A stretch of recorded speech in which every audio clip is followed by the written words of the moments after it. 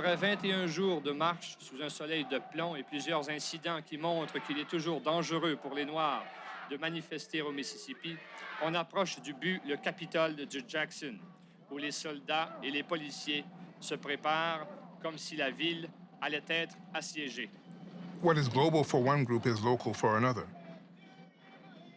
An example is like Quebec nationalism. Pierre Valliere is thinking about and very conscious and aware of what's happening in the United States. You know, he attempts to invite Malcolm X to Montreal. So when Pierre Valliere writes Nègre blanc d'Amérique, he was using that word very specifically as a way of saying we are this in Quebec in the same way that African Americans are this in the United States. But ask yourself, what has the relationship been between Canada and the Indians, Canada and the Eskimos, Canada and its French-speaking people?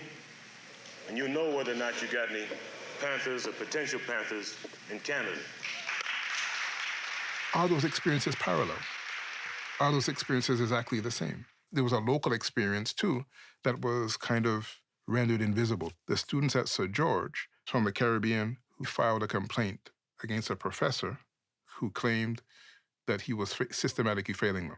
From their accounts, the administration hoped that the complaint was levied in April, that the summer would pass, and that they would kind of forget about the complaint. In other words, it wasn't addressed.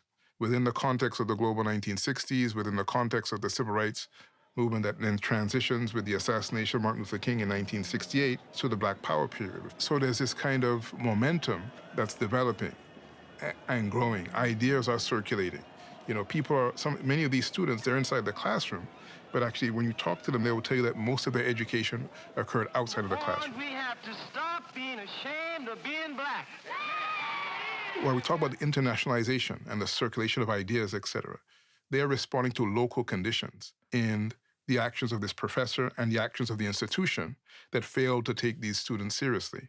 And when it reached that point, and inspired by the climate that they were in, these students decided to take charge of the computer center at Sir George Williams University in late January 1969, after several failed attempts to try and negotiate and figure out a way to get a significant or serious response from the institution.